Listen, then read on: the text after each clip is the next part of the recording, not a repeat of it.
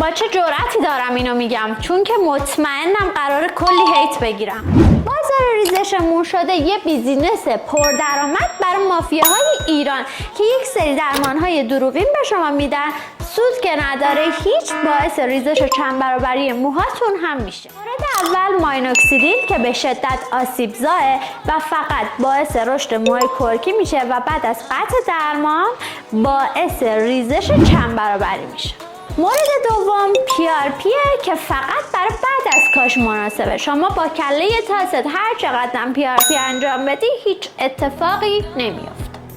مورد سوم مزوتراپی و هیر فیلره که باعث رشد مو نمیشه، فقط برای موهای خوبه که تراکم دارن و ما میخوایم کیفیت رو حفظ کنیم. اما به جای اینا چه کاری باید انجام بدیم؟ عدد 1 رو دایرکت برام بفرست تا توضیحات دقیق و درمان رو برات ارسال کنم.